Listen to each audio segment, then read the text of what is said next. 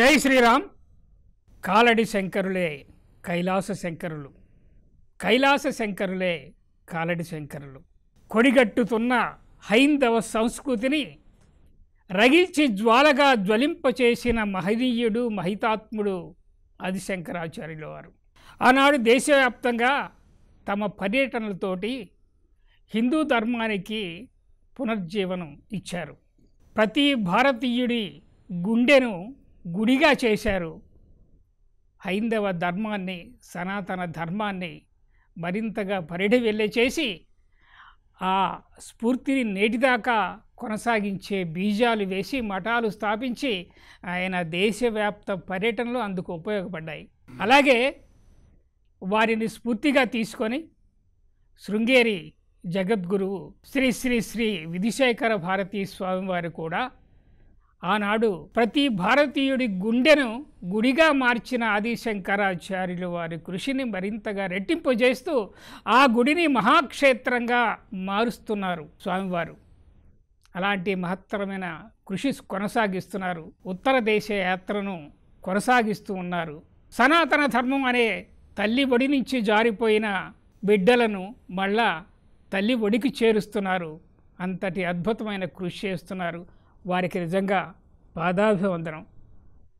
ఈ కార్యక్రమం వారి దిగ్విజయ యాత్ర ఎలా సాగుతున్నది, ఎక్కడెక్కడ పర్యటించారు, వారి పాదస్పర్శతో పునీతమైన ప్రదేశాలు ఎక్కడెక్కడ ఉన్నాయి, అక్కడ ఏమేమి చేశారు, అవన్నీ తెలుసుకునే ప్రయత్నం చేద్దాం. ఇవన్నీ కూడా వివరించడానికి మనకి ఇరువురు విశిష్ట అతిథులు వచ్చారు. ఒకరు ఆదిశంకరాచార్య భక్త సమాజం తత్వ ట్రస్టు వ్యవస్థాపకులు, అలాగే సనాతన ధర్మం పట్ల అవాకులు చవాకులు పేలుతూ తోక జాడించే వాళ్ళ తోకను దరిదాపుగా కత్తిరించి వాళ్ళ అహాన్ని, వాళ్ళ అధర్మ చేష్టలను ఖండించే ఒక అద్భుత ఆధ్యాత్మిక రెండు పదులున్న ఖడ్గం పసర్లపాటి శ్రీనివాస్ బంగారయ్య శర్మ గారు వచ్చారు. నిజంగా వారు సనాతన ధర్మానికి ఎక్కడ ఏ విధమైన అపశృతులు కలిగినా కూడా దాన్ని ఖండిస్తూ ఉభయ రాష్ట్ర తెలుగు ప్రజలకు సుపరిచితులైన వారు ఈనాడు ఇక్కడికి వచ్చారు స్వామివారి దిగ్విజయ యాత్రను వివరించటం కోసం. అలాగే మరొక ఆధ్యాత్మికవేత్త సనాతన ధర్మాన్ని మరింతగా పరిఢవిల్లే చేయటానికి అవిశ్రాంతంగా కృషి చేస్తున్నవారు బ్రహ్మశ్రీ వేద పండితులు కుప్ప శ్రీనివాస్ శాస్త్రి గారు వచ్చారు. నమస్కారం అండి. ధన్యవాదాలు. చాలా సంతోషం అండి. స్వామివారు యాత్ర మొదలుపెట్టిన దగ్గర నుంచి కూడా అన్నీ అద్భుత ఘట్టాలే. అందుట్లో మరీ అద్భుతమైన ఘట్టం కుంభమేళ. స్వామివారు నేడు జరుగుతున్న కుంభమేళలో స్వామివారు రావటం అనేది ఎన్ని కోట్లాది మంది ప్రజలు కూడా సంతోషం వ్యక్తం చేసి ఉంటారు. ప్రత్యక్షంగా దర్శించుకున్న అక్కడ వారి జన్మ చరితార్థం, అక్కడ ఏం చేశారు స్వామివారు, ఎలాంటి కార్యక్రమాలు నిర్వహించారు వివరిస్తారా? విద్యా వినయ సంపన్నం వీతరాగం వివేకినం వందే వేదాంత తత్వజ్ఞం విధుశేఖర భారతీం. శంకర భగవత్పాదాచార్యుల వారు ఒక అద్భుతమైనటువంటి విషయాన్ని తెలియపరిచారు. ఎందులో కాశీ పంచకము అని. కాశ్యాం హి కాశతే కాశీ సర్వప్రకాశిక సా కాశీ విదితా ఏన తేన ప్రాప్తా హి కాశికా. నాయన, ఎవడికి జ్ఞానం ఉందో కాశీ వాడి దగ్గరే ఉంది. ఎలా ఉందయ్యా? కాశీ క్షేత్రం శరీరం, ఈ శరీరమే కాశీ. త్రిభువన జనని వ్యాపిని జ్ఞానగంగా, ఈ మూడు భువనాల్లో వ్యాపించి ఉన్నటువంటి జ్ఞానం అనే గంగ. ఏమిటి మూడు భువనాలు అంటే, ఒకటి జాగ్రత్త మెలకువతోటి కళ్ళు చెవులు అన్నీ పెట్టుకొని చూస్తున్నాం. ఇప్పుడు మనస్సు పనిచేస్తోంది. అప్పుడు దేంతో చూస్తున్నాం? జ్ఞానంతో, కళ్ళతోటి, చెవులతోటి, ముక్కుతోటి, అన్నిటితోటి ఇంద్రియాలను బయట వేసుకొని చూస్తున్నాం. రెండో భువనం ఏమిటి అంటే కళ. కళలో పర్వతాలు కనిపిస్తున్నాయి, మీద నుంచి కింద పడుతున్నట్టు, ఏనుగులు, పక్షులు, జంతువులు అన్నీ. కానీ కళ్ళు తెరిచిలేవు, చెవులు తెరిచిలేవు, ముక్కు కూడా మామూలుగా వాసన పీల్చట్లేదు. అదేవిధంగా నాలుగుకి రుచి తెలియదు. తెలిసిందంటే వాడి నిద్రలో లేడు. ఈ ఇంద్రియాలు ఏవి పనిచేయవు, కానీ వాడికి కూడా జ్ఞానం ఉంది లోపల.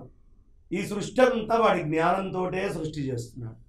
జాగ్రత్తలో ఒక జ్ఞానం ఉంది, స్వప్నములో ఒక జ్ఞానం ఉంది, అలాగే సుషుప్తి గాఢ నిద్రలో ఉన్నాడు, అప్పుడు కూడా ఒక జ్ఞానం ఉంది.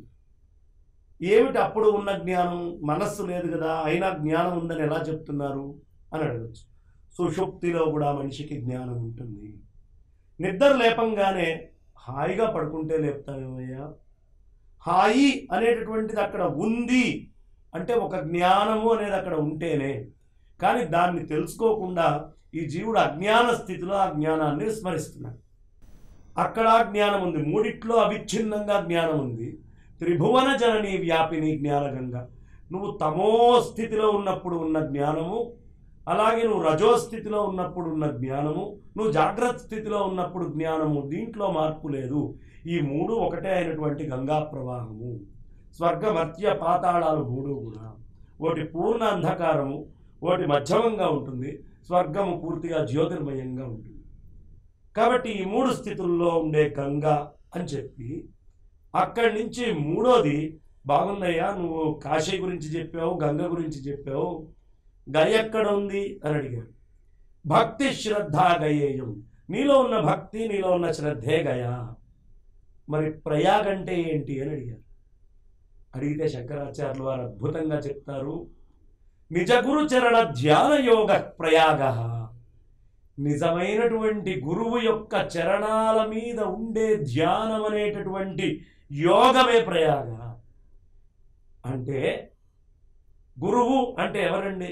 బ్రహ్మనిష్టతో నిజ గురువు అంటే స్వస్వరూపాన్ని తెలియపరిచేటటువంటి గురువు ఎవరైతే ఉంటారో ఆయన ఏ మార్గాన్ని, చరణము అంటే గమనం చెప్తుంది, ఆయన ఏ మార్గంలో ప్రయాణం చేశారో ఆ నిజమైనటువంటి గురువు చేసే మార్గ ప్రయాణము మీద ధ్యానము పెట్టేటటువంటి యోగ స్థితి, ఆ గురు చరణాల మీద ధ్యానం పెట్టే యోగ స్థితిని ప్రయాగ అన్నారు. అంతకంటే గొప్ప యాగం ఇంకోటి లేదు. స్వస్వరూపానుసంధానం. నిజంగా నాకేమనిపించిందంటే బ్రహ్మ విద్య అనేది మొత్తము 24 ఫిబ్రవరి సాక్షాత్తు ఆ నిజ గురుచరణ ధ్యాన యోగములో నిత్య నిరంతరం ఉండేటటువంటి నిజ గురు చరణము, చరణము జ్ఞానము రెండూ కూడా ప్రయాగలో అడుగుపెట్టింది. 24 సాయంత్రము చాలా అద్భుతంగా సాగింది ఈ కార్యక్రమం అంతా కూడా. ఈ జనవరి నెలలో స్వామివారు అడుగుపెట్టినటువంటి ఆ ప్రదేశం అంతా కూడా నిజమైనటువంటి ప్రయాగగా మారిపోయింది. ఎందుకయ్యా కుంభమేళాలో అంతమంది గురువులు వచ్చి అక్కడ కూర్చుంటారు అంటే ఈ కుంభమేళా నీళ్ల కంటే కూడా నిజ గురు చరణ ధ్యాన యోగ ప్రయాగ. ఇంకా గ్రహస్థితుల ప్రకారం చెప్పిన 12 సంవత్సరాలకొక్కసారి ఆ స్వామి సూర్యనారాయణమూర్తి చుట్టూ ప్రదక్షిణం చేసి ఒక ప్రదక్షిణం పూర్తి చేసి మళ్ళీ ఆ చరణంలో గడువు పెడతాడు. అంటే నిజ గురు చరణ ధ్యాన యోగ. గురుగ్రహం యొక్క చరణం కూడా అక్కడ వస్తోంది, గురువులందరి అనుగ్రహం వస్తోంది. కాబట్టి అక్కడ ఇడా పింగళ సుషుమ్న అనబడేటటువంటి గంగా, యమున, సరస్వతి అమ్మవార్ల యొక్క నిజతత్వం అంతా కూడా మనందరికీ ఎరుకలోకి వస్తోంది. ఇది చాలా ప్రధానమైనటువంటి అంశం. ఇక స్వామివారు ఆ రోజు అక్కడ అడుగుపెట్టింది మొదలు అవిశ్రాంతంగా.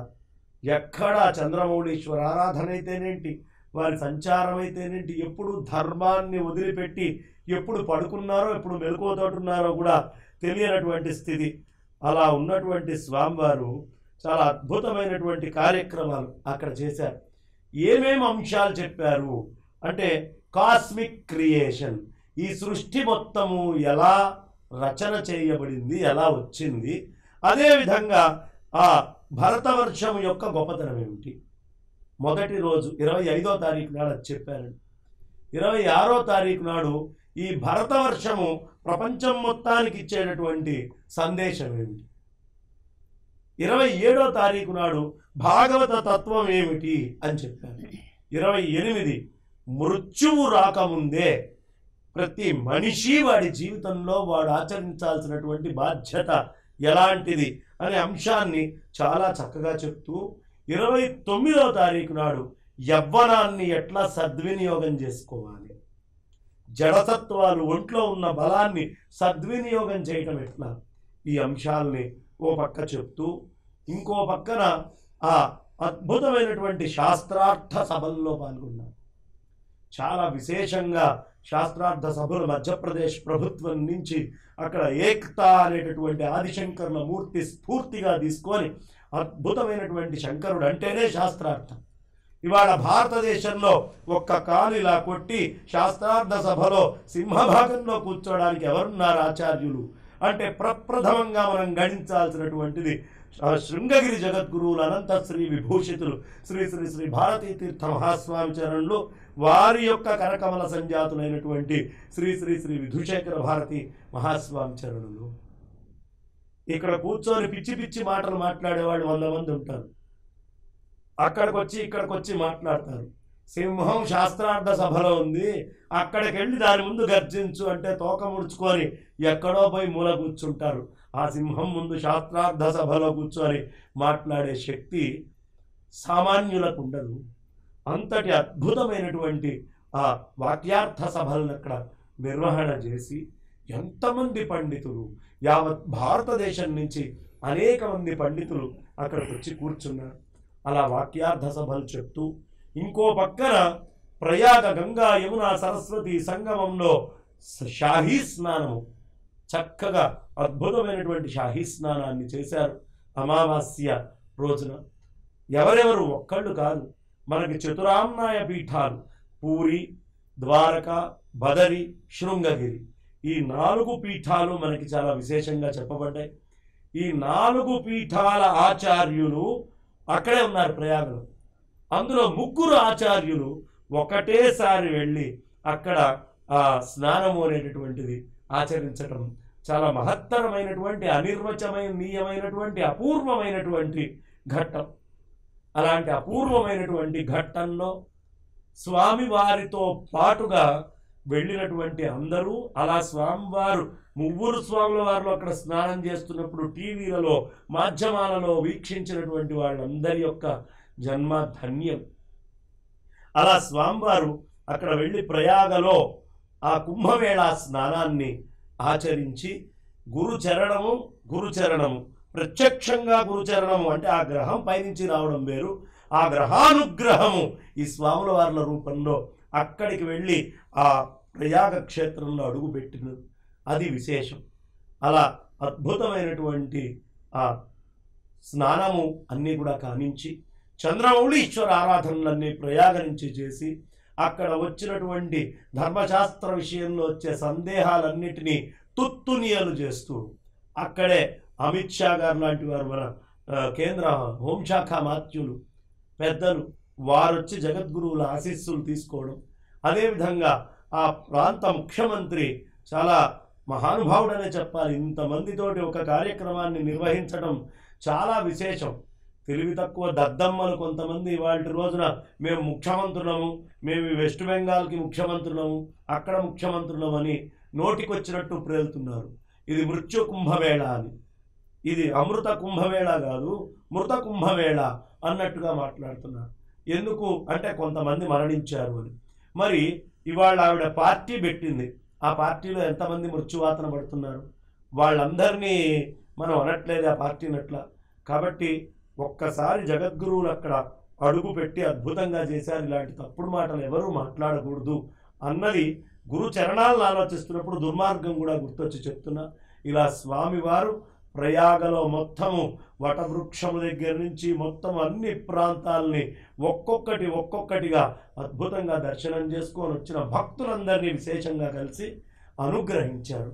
ఇలా ప్రయాగరాజు యొక్క వారి యొక్క సమగ్రమైనటువంటి పర్యటన అత్యంత వైభవంగా జ్ఞానప్రదంగా అక్కడ ముగిసింది. చాలా సంతోషం అండి.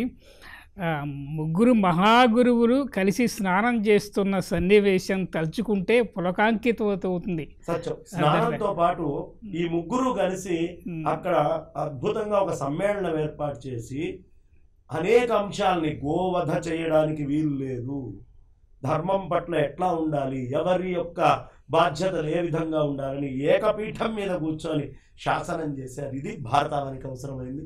ఆ పని కూడా చేశారు. తర్వాత మీరు ఒక మాట అన్నారు, కుంభమేళ అమృత కుంభమేళ. అది కాకుండా వేరే రకంగా కామెంట్ చేసేవాళ్ళు, వ్యాఖ్యానం చేసేవాళ్ళు ఎలా అనుకుందామంటే మహాగజేంద్రంబు మార్గంబున చనుచుండ కుక్కలెన్ని మరుగుట్లేదని వదిలేసుకుందాం అంతవరకే, అంతకంటే వాళ్ళకు నమస్కారం చేద్దాం అంతే. శ్రీనివాస శాస్త్రి గారు, అసలు మఠాధిపతులు, పీఠాధిపతులు అసలు విజయయాత్రలు ఎందుకు చేస్తారు? ఇందులో దాగిన పరమార్థం ఏంటి వివరిస్తారు? శృతి స్మృతి పురాణానాం ఆలయం కరుణాలయం నమామి భగవత్పాద శంకరం లోకశంకరం సదాశివ సమారంభాం శంకరాచార్య మధ్యమాం అస్మదాచార్య పర్యంతాం వందే గురు పరంపరాం. శృంగేరి దక్షిణామ్నాయ శారదాపీఠం జగద్గురువులైనటువంటి శ్రీ శ్రీ శ్రీ విధుశేఖర భారతి సన్నిధానం మహాస్వామి వారు ధర్మ విజయ యాత్ర చేశారు. ఆ సందర్భంలో భారతదేశం యొక్క శిఖరాయమానమైనటువంటి నుదుటి మీద పవిత్రంగా ధరించేటువంటి 3 రేఖల వంటి కాశీ క్షేత్రము, అయోధ్యా క్షేత్రము, అలాగనే త్రివేణి సంగమమైనటువంటి ప్రయాగ రాజక్షేత్రమునకు ప్రత్యేకముగా మహాకుంభమేళ సందర్భములో విజయం చేశారు. ఇది ఎలా ఉన్నది అంటే దీనిని పోల్చుకోవటానికి, దీనిని వర్ణించటానికి మాటలు చాలవు. ఇది మరి అంతకు పూర్వము ఈ విధంగా జరిగిందో లేదో మనకి పెద్దగా సమాచారం లేకపోవచ్చు, లేదా నాకైనా తెలియకపోవచ్చు. కానీ నేను చూసినటువంటి నా జ్ఞానములో ఇంతకుముందు ఇలాంటి అద్భుతమైనటువంటి కార్యక్రమం జరగలేదు అని నాకు అనిపిస్తున్నది. మహాద్భుతమైనటువంటి కార్యక్రమము అన్నమాట. మీరు ఇందాక ఒక అద్భుతమైన మాట అన్నారు, ఏమిటంటే అది కైలాస శంకరులే కాలడి శంకరులు అని. దానిని నేను కొనసాగిస్తున్నాను. కాలడి శంకరులే తాము స్థాపించిన 4 జగద్గురు పీఠాలలో ఉన్నటువంటి జగద్గురువులు వారే. ఎందుకనంటే అస్మత్పీఠ సమారూఢ పరివ్రాట్ ఉక్త లక్షణ అహమేవేతి విజ్ఞేయ యస్య దేవేతి కీర్తనాత్. ఈయన ఆదిశంకరాచార్య భగవత్పాదాచార్యుల వారు తమ మఠామ్నాయ మహాశాసనములో ఆదేశించినట్లుగా వారు స్థాపించినటువంటి 4 జగద్గురు పీఠములలో విరాజిల్లుతున్నటువంటి వాళ్ళు సాక్షాత్తు వారే, ఆది శంకరులే. అనగా కైలాస శంకరులే కాలడి శంకరులు, కాలడి శంకరులే చతురామ్నాయ పీఠములలో విరాజిల్లుతున్నటువంటి శంకరాచార్య స్వాములు అన్నమాట, జగద్గురువులు అన్నమాట. వారి అన్నింట్లోనూ కూడా శిఖరాయమానమైనటువంటిది మరి దక్షిణామ్నాయ శ్రీ శారదా పీఠం శృంగగిరి జగద్గురు పరంపర. ఇది నాకు అనిపిస్తున్నది. నా భావము ఎలా మీ ముందు ప్రకటించుకుంటున్నాను అంటే వాళ్ళందరూ కూడా పరమహంసలు, జ్ఞానహంసలు. సాధారణమైన హంసకు జలము యొక్క అపేక్ష ఉంటుంది. జలము ఎక్కడుంటే హంస అక్కడ ఉంటుంది. ఈ జ్ఞానహంసలకి జలముతో సంబంధము లేదు. వాళ్ళు ఈ పంచభౌతికమైనటువంటి తత్వము నుంచి, స్థితి నుంచి పైకి వెళ్ళి ఇంకా అత్యున్నతమైనటువంటి స్థితిలో విరాజిల్లుతూ ఉంటారు ఈ జ్ఞానహంసలు, పరమహంసలు. అటువంటి జ్ఞానహంస స్వరూపులైనటువంటి వాళ్ళు పరమహంసలు శృంగేరి జగద్గురు పీఠ పరంపరలో ఉన్న గురువులందరూ కూడా. అందుకనే ఆ శృంగేరి జగద్గురు పీఠము శృంగగిరి, గిరి శృంగమునందు సహ్యాద్రి పర్వత శిఖరముల మీద తుంగభద్రా నదీ తీరములో విరాజిల్లుతూ ఉన్నది.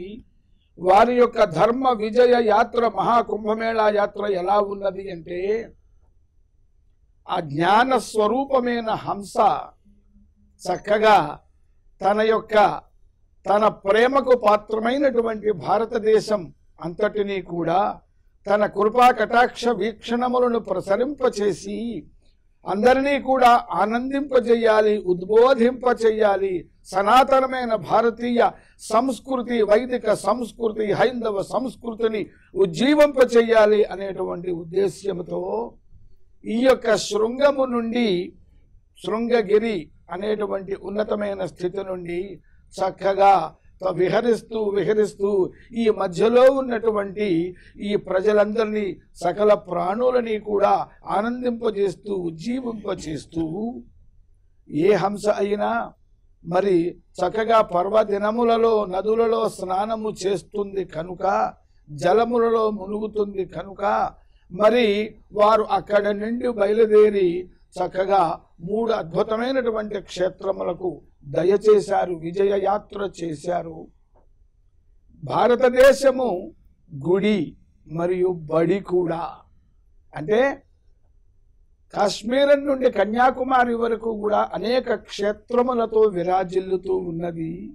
అనేక విద్యాస్థానములు, దైవ క్షేత్రములు, విద్యాక్షేత్రములతో విరాజిల్లుతూ ఉన్నది కనుక దైవ పరమ పవిత్ర పావన దర్శన మాత్రం చేతనే పునీతులను చేసేటువంటి దైవ క్షేత్రములతో విరాజిల్లుతున్నది కనుక భారతదేశం అంతటా కూడా ఆ సీతాచలం ఒక గుడి వంటిది, ఒక పవిత్రమైన దేవాలయము వంటిది. అలాగనే ఒక బడి వంటిది కూడా. కాశ్మీర శైవం మొదలుకొని శంకర అద్వైతం వరకు ఈ భారతదేశంలో అనేకమైనటువంటి వైదిక దర్శనములు పరిఢవిల్లాయి. ఆ దర్శనములను మరి ఆదర్శముగా తీసుకుని ప్రపంచంలోని ప్రజలందరూ కూడా విద్యావంతులైనారు, జ్ఞానవంతులైనారు. అటువంటి మరి 64 కళలే కాక 14 విద్యలతో విరాజిల్లుతూ ఇటువంటి విద్యలకు అధిపతులు, విద్యలను అందరికీ బోధించేటువంటి జగద్గురువులు మరి వెలసిల్లనటువంటి, అవతరించినటువంటి, భక్తులని కాపాడుతూ ఉన్నటువంటి ప్రదేశము, జ్ఞానబోధ చేస్తున్నటువంటి ప్రదేశము కనుక ఈ భారతదేశము ప్రపంచం మొత్తానికి కూడా ఒక బడి వంటిది.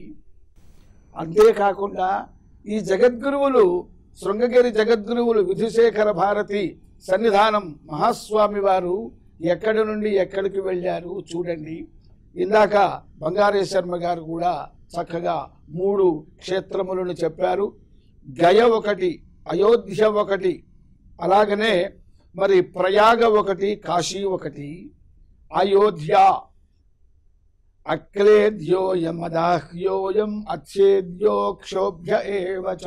ఈ ఆత్మ తత్వము ఎలాంటిదయ్యా అంటే దీనిని నీరు తడుపలేదు, నిప్పు కాల్చలేదు, వాయువు ఎగరగొట్టలేదు, ఎండబెట్టలేదు.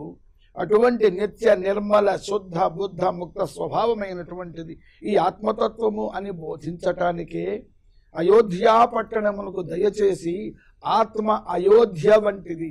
అయోధ్య మరి అంటే ఏమిటనమాట, అందరూ కూడా ఆత్మతత్వాన్ని ఎరిగి ఆత్మలో బ్రహ్మతత్వంలో లీనమయ్యి బ్రహ్మానందాన్ని అనుభవించాలి అని చెప్పటానికా అన్నట్లు అయోధ్య నగర యాత్ర చేశారండి అయోధ్య క్షేత్రమునకు.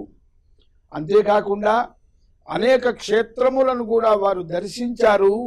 ఇందాక వారు చెప్పినట్టు ఆ మార్గంలో లేకపోయినప్పటికీ, పక్క నుంచి వెళ్ళినప్పటికీ కూడా మరి గయా అనేటువంటి క్షేత్రము, ఆ క్షేత్రము యొక్క పేరులోనే ఎంతో అర్థం ఉన్నది. గచ్చతి యాతి ఇతి గయా. ఈ జీవుడు పరమాత్మ నుండి ఒక జన్మ జీవుడుగా మారి బయటకు వెళుతున్నాడు. తర్వాత జగద్గురువులు ఈ యొక్క బోధతో మరి ఆత్మతత్వాన్ని తెలుసుకుని మరలా పరమాత్మలో లీనమవుతున్నాడు. దాన్ని యాతి అంటారు. ఎక్కడి నుంచి వచ్చాడో అక్కడికి వెళ్ళటం అనేటువంటిది అటువంటి యొక్క అర్థాన్ని గయాక్షేత్రము, గయా అనేటువంటి పేరు మనకి అందిస్తూ ఉన్నది. అలాగనే ప్రయాగరాజం, ప్రయాగ క్షేత్రమునకు వెళ్ళారు. ఎక్కడైతే త్రివేణి సంగమం ఉన్నదో, అంటే త్రివేణి 3 వేదముల యొక్క సమాహారం అండి. అలాగే మరి 3 తత్వముల యొక్క సమాహారము, 3 కాలముల యొక్క సమాహారము. సత్వరజ స్తమో గుణములు ఏకీకృతమైతే శుద్ధ సత్వముగా మారుతాయి. సత్వరజస్తమో గుణములను ఒకదానితో ఒకటి కలిపి శుద్ధ సత్వముగా తయారు కావాలి, శుద్ధ సత్వ స్వరూపులు కావాలి. కాబట్టి అటువంటి తత్వాన్ని చూపించేటువంటిది ఎవరైతే ప్రయాగ క్షేత్రమునకు వచ్చి త్రివేణి సంగమములో స్నానము చేస్తారో వారందరికీ భిన్న భిన్నముగా దుఃఖములకు కారణభూతమైనటువంటి ఈ త్రిపుటి ఒకటే సంపుడిగా మారి ఒకే ఆత్మ ఏకమేవ అద్వితీయం బ్రహ్మ అనేటువంటి స్థితిని కలగజేస్తుంది ఈ ప్రయాగ క్షేత్రము, త్రివేణి సంగమ స్నానము. అందులో కుంభమేళా, మహాకుంభమేళా 144 సంవత్సరాలకి ఒక్కసారి వస్తున్నది అని చెప్పబడేటువంటి మహాకుంభమేళాలో స్నానము చేయటము వలన ప్రతి వ్యక్తి కూడా వాళ్ళు అనేక జన్మల నుంచి కూడా సంపాదించుకున్నటువంటి ఈ యొక్క జన్మ వాసనలన్నీ తొలగిపోయి ఆత్మతత్వంలో లీనమవుతారు. అటువంటి ప్రయాగ అంటేనే ధార్మికమైనటువంటి కార్యక్రమాన్ని చేయటం అని అర్థము. ప్రయాగ ప్రకృష్ట యాగ ప్రయాగ అంటే ఆ ధార్మికమైనటువంటి కర్తవ్యములలో ఆ యాగము కూడా ఉన్నది. ధర్మము అనేటువంటిది ధర్మములో యాగం అనేటువంటి ఒక భాగము. మహాకుంభమేళకు ప్రయాగ క్షేత్రానికి వెళ్ళటం అనేటువంటిది ఒక గొప్ప యాగము, యజ్ఞము చేయటం వంటిది. అలా చేసినటువంటి వాళ్ళు ధన్యులు. మరి ఇటువంటి ఆ ప్రయాగ రాజములో త్రివేణి సంగమములో స్నానము చేసి మరి పునీతులు కావటానికి అక్కడ అది సహజమైనటువంటి పుణ్య నదులు, అవి పుణ్యముతో పొంగి పొర్లుతూ ఉండేటువంటి ఉప్పొంగుతూ ఉండేటువంటి నదులు. ఆ నదులలో ఇంకా మరింత పుణ్యాన్ని కలపటానిక, తమ తపశ్శక్తిని, జ్ఞానశక్తిని, పుణ్యశక్తిని అక్కడ అందించటానిక అన్నట్లుగా మన జగద్గురువులు వెళ్ళి అక్కడ స్నానం చేసి బంగారమునకు తావి అభినట్లుగా సహజ పుణ్య దాయినులైనటువంటి ఆ నదులను కూడా నన్ను పరమ పావనం చేసినట్టుగా మనం భావించాలి. అటువంటి పుణ్యకార్యముల వల్ల ఏమి లభిస్తుందయ్యా అంటే కాశీ అంటే ఎల్లప్పుడూ ప్రకాశించేటువంటి సత్యం జ్ఞానమనంతం బ్రహ్మ సతుచితు ఆనందం బ్రహ్మ చిచ్చక్తి చైతన్య స్వరూపంగా ప్రకాశించేటువంటి ఆ యొక్క కాశీ అనేటువంటి ఆ చైతన్య స్వరూపులవుతారు అని కూడా మనమందరం కూడా అలా పొందాలి. మీరందరూ అలా చెయ్యండి అని మనకి మార్గదర్శనం చేసినట్లుగా కాశీ పట్టణానికి కూడా వెళ్ళి అనేక కార్యక్రమములను జగద్గురువులు నిర్వహించారు. కాబట్టి ఈ యొక్క జగద్గురువులు చేసినటువంటి ధర్మ విజయ యాత్ర యొక్క మరి లక్ష్యము, ఉద్దేశ్యము ఇది అని నా భావనగా మీకు మనవి చేస్తున్నానండి. సంతోషం అండి. మఠాధిపతులు, పీఠాధిపతులు అసలు విజయయాత్రలు ఎందుకు చేస్తారు అనే విషయం గురించి చాలా చక్కగా చెప్పారు. పరమహంసలే జ్ఞానహంసలుగా మారి సమస్త సమాజంలోని జీవితాలను చరితార్థం చేయటానికే ఈ యాత్ర ప్రారంభించబోతున్నారు అని కూడా చక్కగా చెప్పారండి. సంతోషం అండి. బంగారం శర్మ గారు, ఈ వారణాసిలో, ప్రయాగరాజ్లో ఇందాక కొద్దిగా రుచి చూపించారు. మరికొన్ని విశేషాలు ఏమన్నా ఉంటే చెప్పండి. దీని తర్వాత మనం అయోధ్యకి వెళ్దాం. అక్కడి నుంచి ప్రయాగ నుంచి స్వామివారు వారణాసి, వరుణ, అసి 2 నదుల మధ్యలో సంగమంలో ఉండేటటువంటి ప్రదేశం. కాశీకి వెళ్ళింది అని చెప్పచ్చు. విశ్వేశ్వరుడు దగ్గర కూర్చున్నాడు.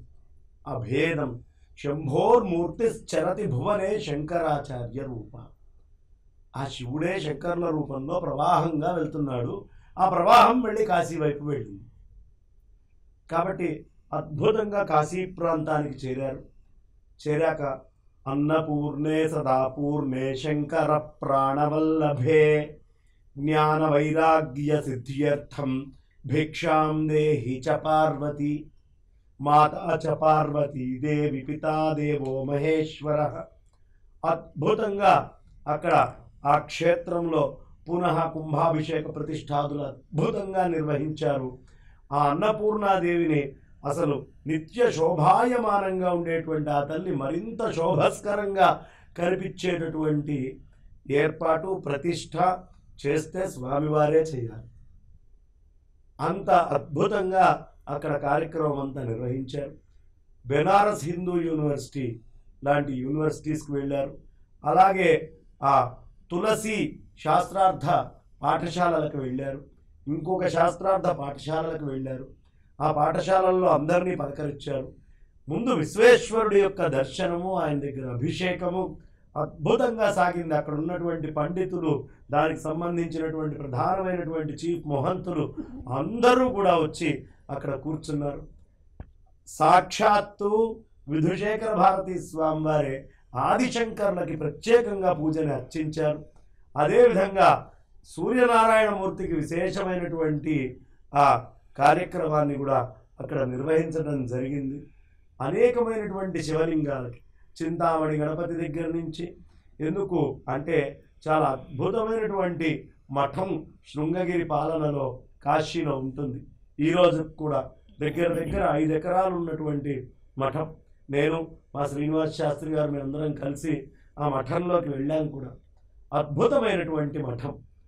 అక్కడ ఉండి అక్కడ నుంచి మొత్తము ధర్మ పరిరక్షణకు అవసరమైన పనులన్నీ చేశారు. బెనారస్ హిందూ యూనివర్సిటీ అంటే ఒక విషయం గుర్తొస్తుంది. సచ్చిదానంద శివాభినవ నృసింహ భారతీ స్వామివారు ఆయన ఈ బెనారస్ హిందూ యూనివర్సిటీ కట్టడం గురించి మదన్ మోహన్ మాలవ్య గారు చాలా కృషి చేశారు. ఎలా ఎలా ఎలా ఎలా కట్టాలి అని ఆలోచించారు. ఆయన డబ్బులు కావాలి అని హైదరాబాద్ వచ్చారు. నిజాముని కలిశారు. నిజాంకి ఒళ్ళు వండిపోయింది. ఏంటి, హిందూ యూనివర్సిటీ కట్టడానికి మమ్మల్ని డబ్బులు అడుగుతావా అని మదన్ మోహన్ మాలవ్య అంతటి వాడి మీద చెప్పు తీసి విసిరేశాడు. విసిరేస్తే మదన్ మోహన్ మాలవ్య ఆనందంగా ఆ చెప్పునే తీసుకొని కిందకి వెళ్ళి కోట ముందర, నేను దీనిని ఇప్పుడు వేలానికి పెడుతున్నాను, ఎవరు దీన్ని తీసుకుంటారో మీ ఇష్టం, ఎంత తీసుకుంటే ఆ డబ్బు అక్కడ వాడతాం అన్నాడు. వెంటనే ఈ విషయం నవాబుకు చేరింది. నా చెప్పు ఎవడో అనాకో అర్ధనాకో కొనుక్కుంటే నా పరువే కదా పోయేది, రాజుగారు నవాబు గారు చెప్పుకున్న విలువ ఇది అని జనాలు రేపు నవ్వరా అని ఆయనే మనుషుల్ని పెట్టి అత్యంత అధికమైనటువంటి ధనానికి పాడుకొని ఆ చెప్పు మళ్ళీ బయటికి పంపిస్తే ఆ ధనంతో ఆయన తీసుకొని, అంటే ఏ ఒక్కటి చిన్న చూపు చూడకూడదు అనే విషయం అక్కడ తెలియపరుస్తున్నారు. మరి బెనారస్ హిందూ యూనివర్సిటీ ఓపెనింగ్కి శృంగగిరి జగద్గురువులు సచ్చిదానంద శివాభినవ నృసింహ భారతీ స్వామివారు రావాలనేది కోరిక.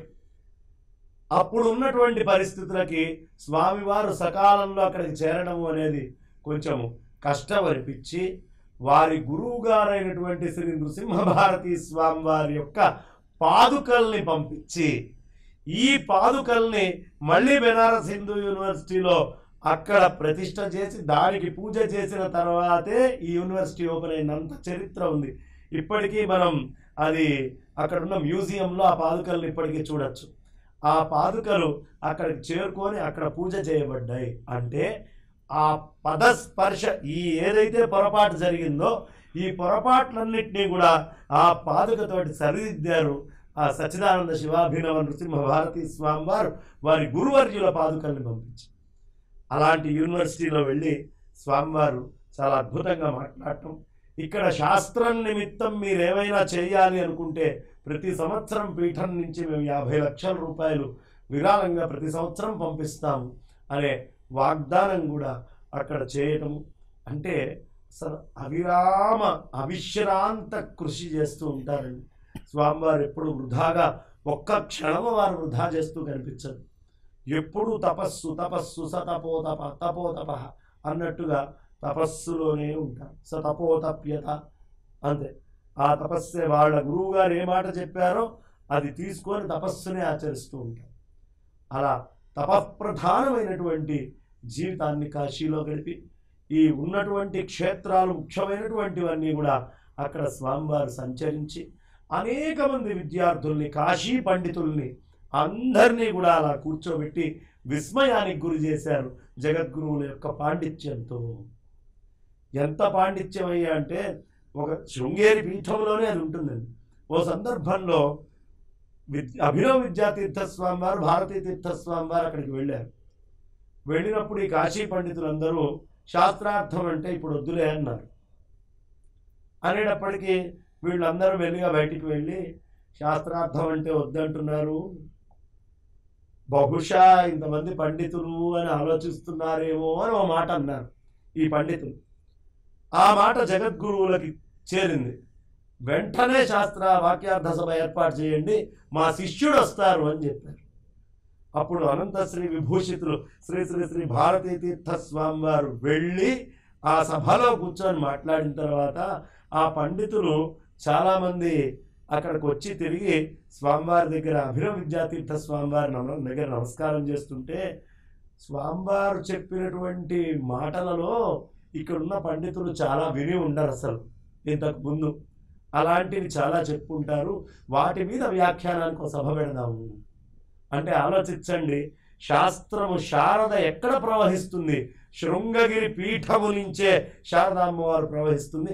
మళ్ళీ అదే ప్రవాహం శ్రీ శ్రీ శ్రీ విధుశేఖర భారతి మహాస్వామి చరణుల వారు కాశీలో చేశారు. ఇది కాశీ ప్రయాణంలో ఇంకా చాలా ఉన్నాయి, కొద్దిగా మనం చెప్పుకోగలం. అవును, చాలా సంతోషం అండి. అలాంటి తపశ్శక్తి వారిలో ఉంది కాబట్టే వారి ముఖం కూడా ఎప్పుడు కాంతి మండల రాశిగా ప్రకాశించటం మనం చూస్తూనే ఉంటాం, మీడియాలో కూడా చూస్తున్నాం. అది ప్రత్యక్ష దర్శన భాగ్యం చెందిన వాళ్ళ జీవితం ధన్యం కదా, అది నిజంగా మంచి విషయాలండి. వారితో ఉండి కొనసాగుతూ తీర్థయాత్రలో ఈ విజయయాత్రలో పాల్గొన్న వారికి మరింతగా వారికి జ్ఞానభక్ష వారితో అందుతుందని చెప్పనే విషయం. ప్రత్యేకము స్వామివారు ప్రయాగలో ఉండగా అక్కడ జగద్గురువుల పదపద్మాలు దర్శించాలి అని ఎదురు చూసి వెళ్ళి దర్శనం చేసుకోవచ్చు, ప్రయాగలో దర్శించుకోవాలి అని. అలాగే కాశీ అద్భుతమైన ప్రదేశం, అక్కడ కూడా చాలా మహత్తరమైన లీలలు. స్వామివారు వెళ్ళారు అంటే మహాత్మ్యమే. నిద్ర ఉండదు, ఆహారం ఉండదు, పని జరుగుతూనే ఉంటుంది. ఎంతసేపు ధర్మము వేదము. నిద్ర ఉండదు, ఆహారం ఉండదు, అలసట ఉండదు, అన్ని ఆరోగ్యం ఆధ్యాత్మిక చింతన మాత్రమే మనకు దక్కుతుంది. తెల్లవారుజామున 3:30కి ఎలా చూసామో రాత్రి 12:30, 1 గంటకు కూడా స్వామివారు అలాగే ఉంటారు. కరెక్ట్ అండి, మంచి విషయాలు చెప్పారు. అలాగే స్వామివారి గురించి కొన్ని యాత్రలోని కొన్ని భాగాలు ఏమన్నా మీకు తెలిస్తే చెప్పండి. తప్పకుండా మంచి ప్రశ్న వేశారు. విద్యా వినయ సంపన్నం వీతరాగం వివేకినం వందే వేదాంత తత్వజ్ఞం విధుశేఖర భారతీం. యాత్ర గురించి, యాత్ర యొక్క గొప్పతనం గురించి, యాత్ర యొక్క ప్రయోజనం గురించి, యాత్రలో జరిగినటువంటి కార్యక్రమములు, ఏ విషయాన్ని, ఏ ధర్మాన్ని, ఏ ప్రయోజనాన్ని ఉద్దేశించి యాత్రలో వివిధమైనటువంటి ధార్మికమైన అద్భుతమైన కార్యక్రమములు జరిగినాయో వాటన్నిటి వివరము కూడా, ఆ యాత్ర పేరును కూడా కొంచెం వివరంగా తెలుసుకుంటే కూడా మనకు అర్థమవుతుంది. శ్రీ శ్రీ శ్రీ విధుశేఖర భారతి మహాస్వామి వారు చేసినటువంటి ఈ యొక్క ఉత్తర భారతదేశ యాత్ర అనవచ్చు. మనం మామూలుగా అంత పూర్తిగా అదే అని కాకపోయినప్పటికీ కూడా ఈ అసలు యాత్ర యొక్క ఉద్దేశం, యాత్ర యొక్క పేరు ఏమిటంటే ధర్మ విజయ యాత్ర. ఈ ధర్మ విజయ యాత్ర అంటే ధర్మము యొక్క విజయ యాత్ర అన, లేదా ధార్మికులైన వాళ్ళు చేసేటువంటి విజయ యాత్ర అన, లేదా మరొక అర్థమేమన్నా ఉన్నదా అంటే నాకు తోచినది ఏమిటంటే ధర్మము యొక్క విజయము కొరకు చేసినటువంటి యాత్ర.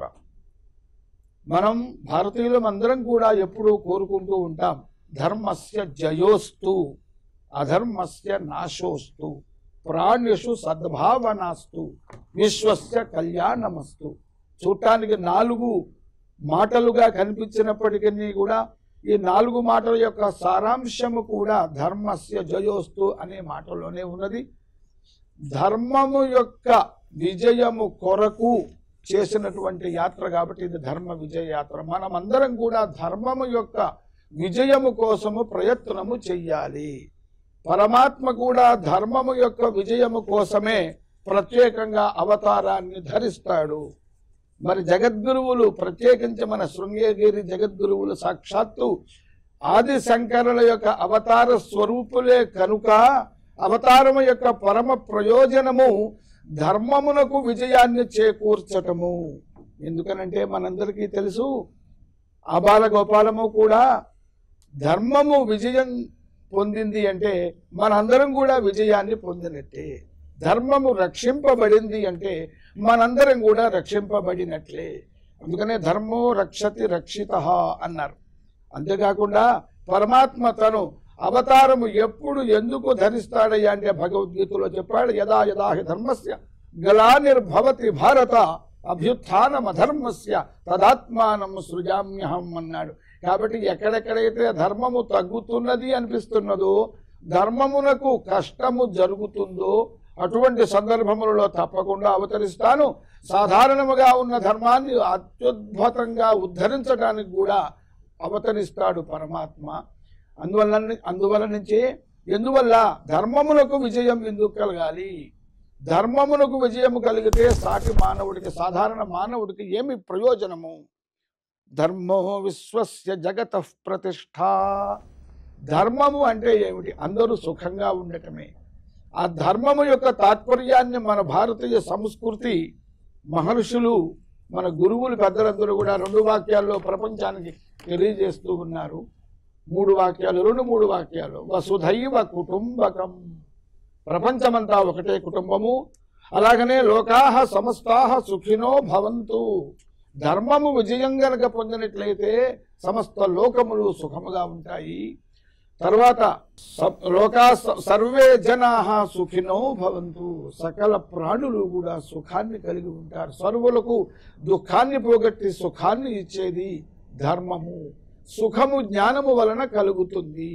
కాబట్టి జగద్గురువుల యొక్క ధర్మ విజయ యాత్ర యొక్క ప్రయోజనము, ఏ ప్రయోజనము కొరకు జగద్గురువులు ఈ యొక్క ధర్మ విజయ యాత్ర చేశారు అంటే ధర్మాన్ని ఇతోధికంగా అభివృద్ధి చేసి ధర్మము యొక్క ఆవశ్యకతను భారతీయులందరూ కూడా తెలుసుకొని అటువంటి యొక్క ధర్మాన్ని ఆచరించి ఆ ధర్మము వలన సకల ప్రాణులు, ప్రపంచమంతా కూడా సుభిక్షంగా ఉండుగాక అనే ఉద్దేశ్యంతో వారు ఈ ధర్మ విజయ యాత్ర ఎన్నో వ్యయ ప్రయాసల కోర్చి వారు చేశారు. మనందరినీ కూడా అనుగ్రహించటానికి అని అనిపిస్తున్నది. అంతేకాకుండా జగద్గురువులు 4 దిక్కులలో 4 పీఠములను స్థాపించినప్పటికీ కూడా వారు ఆ దిక్కుకు మాత్రమే ఈ జగద్గురువులు, వీరు ఈ దిక్కుకు మాత్రమే జగద్గురువులు అని మనం ఎప్పుడు కూడా భావించరాదు. ఎందుకనంటే దక్షిణ భారతంలో ఒక ప్రాంతంలో ఉన్నటువంటి జగద్గురువులు ఉత్తర భారతదేశం అంతా కూడా పర్యటించారు. మధ్యలో ఉన్నటువంటి భాగములన్నీ పర్యటించారు. అందరినీ కూడా ఆ బాలగోపాలం, ఆ సేతు సీతాచలం అందరినీ అనుగ్రహించారు. అంటే అర్థమేమిటనమాట? భారతదేశం మొత్తానికి కూడా శృంగగిరి జగద్గురువులే శిరోధార్యమైనటువంటి వాళ్ళే. తమ గురువుగా ప్రతి వ్యక్తి కూడా మరి అంగీకరించి స్వీకరించి వారి చరణారు విందములను ఆశ్రయించవలసినటువంటి వారే అనేటువంటి విషయం దీని ద్వారా మనకు తేటతెల్లమవుతున్నది. ఇంకొక చిన్న విషయం చెప్తాను. ఆనాడు మదన మోహన మాలవ్య లాంటి వాళ్ళు, గారు లాంటి వాళ్ళు అంత అద్భుతమైనటువంటి విశ్వవిద్యాలయాన్ని స్థాపించడానికి వారికి స్ఫూర్తి జగద్గురువుల నుంచే వచ్చింది, శృంగగిరి జగద్గురువుల నుంచే వచ్చిందని నేను భావిస్తున్నాను. మరి అహంకారము, అజ్ఞానము, అంధకారము దీనిని పోగొట్టేది ఒక్క జ్ఞానము మాత్రమే. అజ్ఞానమును తొలగించేది జ్ఞానము మాత్రమే. అహంకారమును, గర్వాన్ని పోగొట్టేది సమయస్ఫూర్తి, ఓర్పు, నేర్పు మాత్రమే. ఆ రాజు ఆనాడు అహంకారము, అజ్ఞానము, గర్వమును ఈయన పట్ల చూపించినప్పటికీ కూడా ఈయన జ్ఞాని కాబట్టి, జగద్గురువుల యొక్క అనుగ్రహాన్ని పొంది జ్ఞాని కాబట్టి, సమయస్ఫూర్తి కలిగిన వాడు కాబట్టి ఓర్పుతో, నేర్పుతో వ్యతిరేకమైనటువంటి పరిస్థితిని కూడా అనుకూలంగా మార్చుకున్నాడయ్యా. కాబట్టి జగద్గురువుల యొక్క అనుగ్రహం అధర్మాన్ని ఏ విధంగా చక్కగా తొలగించి దానంతటా అదే తప్పుకుని పోయి ధర్మములకు ఆశ్రయం, అవకాశం ఇచ్చేటట్టుగా ఉంటుంది. జగద్గురువుల యొక్క ఆశీస్సులు కానీ, వారి యొక్క పర్యటనలు కానీ, వారి యొక్క ఉపదేశములు కానీ, అటువంటి ధర్మ విజయ యాత్ర ఈ మధ్య జగద్గురువులు బుద్ధశేఖర భారతీ స్వామి వారు చేసినందుకు, ఆ యాత్రని ప్రత్యక్షంగా పరోక్షంగా దాంట్లో పాల్గొన్నందుకు మనందరము కూడా ధన్యులుగా భావించాలి అని నా భావన. సంతోషం అండి. మహాగురువుల అనుగ్రహం ఉంటే ప్రతికూల పరిస్థితులు కూడా ఎలా అనుకూల పరిస్థితులుగా మారుతాయో అన్న విషయాన్ని గురించి ఉదాహరణగా మీరు చక్కగా చెప్పారు. ఇందాకే బంగారే శర్మ గారు కూడా చెప్పారు ఆ విషయం గురించి. సంతోషం అండి. అయోధ్య మామూలు అయోధ్య కాదు, అపరాజిత అయోధ్య. ఆ అయోధ్యలోను గోరఖ్పూర్లోను స్వామివారి ఎలాంటి కార్యక్రమాలు నిర్వహించారు. అసలు వింటుంటే మీరు చెప్తుంటే అసలు ఆ శని వయసులో మనం ఉంటే ఎంత బాగుండేది కదా అని చెప్పని భ్రమ భావన కలుగుతున్నది మాకు. అసాధ్యం కదా అది ఇప్పుడు. సంతోషం అండి. పృష్ఠతశ్చైవ పార్శ్వతశ్చ మహాబలౌ ఆకర్ణపూర్ణధన్వానౌ రక్షేతాం రామలక్ష్మణౌ రక్షేతాం రామలక్ష్మణౌ రక్షేతాం రామలక్ష్మణౌ. అయోధ్యలో రామతారక హోమము అంటూ ప్రత్యేకంగా నిర్వహించారు. చాలా అద్భుతంగా రామతారక హోమం అనేటటువంటిది సాగింది, ఎంతో విశేషము.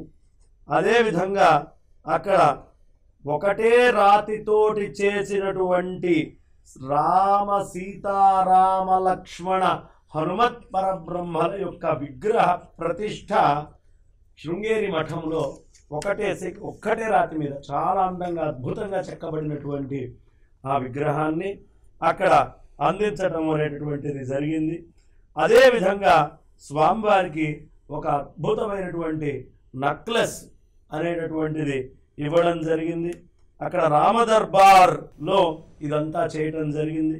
ఇంకా విశేషం ఏమిటంటే అక్కడ చంపత్ రాజు గారని విశ్వ హిందూ పరిషత్ వైస్ ప్రెసిడెంట్ వారొచ్చి జగద్గురువుల యొక్క ఆశీస్సులు ప్రత్యేకంగా తీసుకున్నారు. ఆ తర్వాత ఈ ఇచ్చినటువంటి హారాన్ని స్వామివారికి అలంకరించి ఆ బాలరాముడు అత్యంత వైభవోపేతంగా కనిపించేటటువంటి ఏర్పాటు అక్కడ చేయటం జరిగింది. ఆ తర్వాత అక్కడి నుంచి స్వామివారు ఆ అయోధ్య రామచంద్రమూర్తి దగ్గర నుంచి గోరఖ్పూర్ ప్రాంతానికి వెళ్ళారు.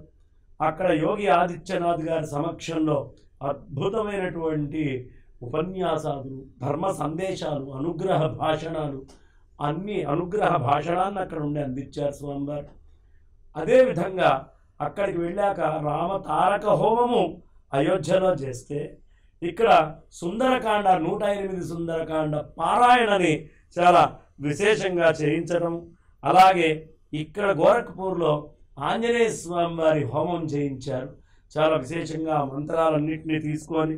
అదేవిధంగా వాల్మీకి రామాయణంలో పట్టాభిషేక సర్గని కూడా పారాయణం చేసి ఆ పరిపూర్ణమైనటువంటి స్వామివారి యొక్క అనుగ్రహాన్ని, విభూతిని, అంటే ఒక పక్కన మహాత్ములు క్షేత్రానికి వెళ్ళటం వల్ల ఆ క్షేత్ర రాజంలో ఉండే దేవతా శక్తి ఈ వచ్చినటువంటి వాళ్ళని చూసి ఆనందంతో అధికమవుతుందట. అలా ప్రయాగరాజలో అక్కడి నుంచి కాశీకి వెళ్ళి అక్కడి నుంచి అయోధ్యకి వచ్చి అయోధ్య నుంచి గోరఖ్పూర్కి వెళ్ళి ఆ ప్రాంతంలో ఉండేటువంటి దేవతా సమూహాలన్నీ కూడా ఒక్కసారి పునః అత్యంత శక్తివంతంగా ఉండేట్టుగా వీరి యొక్క సంచారంతో, వీరి యొక్క మంత్ర తంత్ర శాస్త్రాలతో, వీరి యొక్క చంద్రమౌళీశ్వర ఆరాధనతో, ఆ దేవతలకు చేసినటువంటి అర్చనతో చాలా వైభవంగా స్వామివారి యొక్క అయోధ్య గోరఖ్పూర్ యాత్ర సాగింది. ఆ అందరు భక్తుల్ని అక్కడ అనుగ్రహించి జగద్గురువులు ఆనాడు శంకరులు ఎలా శృతి స్మృతి పురాణానాం ఆలయం కరుణాలయం అయ్యారో అలాగే విధుశేఖర భారతీ స్వామి వారే ఆ శంకర స్వరూపంలో ఆయన శృతి స్మృతి పురాణానాం ఆలయం కరుణాలయం అయ్యారు. అలాంటి నమామి భగవత్పాద శంకరం లోకశంకరం అని ఆ శంకరం లోకశంకరం అనేటటువంటి ఆ జగద్గురువుల పాద పద్మాలకి సాష్టాంగ ప్రణామం చేసుకుంటూ ఇంత అద్భుతంగా వారి సంచారం సాగింది. సంతోషం అండి. నిజంగా మహాస్వామి వారు అక్కడ చేసిన కార్యక్రమాల ఫలితం చంద్రమౌళీశ్వర స్వామి వారి ఆరాధన ఇవన్నీ కన్నురారా చూసిన యోగి ఆదిత్యనాథ్ శక్తి మరింత ద్విగుణీకృతమై ఉంటుంది, అందులో సందేహం లేదు. ఆ శక్తిని ఇవ్వటానికే స్వామివారు అక్కడికి వెళ్ళి ఉంటారని చెప్పని మనం భావిద్దాం. ఇలాంటి కార్యక్రమాలు చేసే గొప్ప గొప్ప వాళ్ళకి మరింత శక్తిని ఇవ్వటానికే ఈ విజయయాత్ర పరమార్థం అని చెప్పి మనం అనుకుందాం. ఇంతవరకు చక్కటి విషయాలు చెప్పారండి. ధర్మ విజయయాత్ర అనే కార్యక్రమంలో మన బంగారే శర్మ గారు, శ్రీనివాస శాస్త్రి గారు అసలు ఎన్నో అద్భుతమైన విషయాలు తరగకుండా మహాప్రవాహంలాగా కొనసాగుతున్నది. కాకపోతే సమయాభావం వల్ల కార్యక్రమాన్ని ముగిస్తున్నాం. ఇప్పటి వరకు వారు చెప్పిన ఎన్నో అద్భుత విషయాలు మనం హిందూ ధర్మం వీక్షకులు అమృత తుల్యంగా విన్నారు. అసలు కళ్ళకు కట్టినట్టుగా చెప్తున్న విషయాలని స్వామివారి దర్శనం, మహాస్వామివారి దర్శనం కూడా భావన మాత్రంగా కలిగి ఉంటుంది. ఖచ్చితంగా ఇలాంటి ఎన్నో అద్భుత విషయాలు మనం విన్నాం. మరో కార్యక్రమంలో మళ్ళీ కలుసుకుందాం. అంతవరకు జై శ్రీరామ్. జై శ్రీరామ్. జై శ్రీ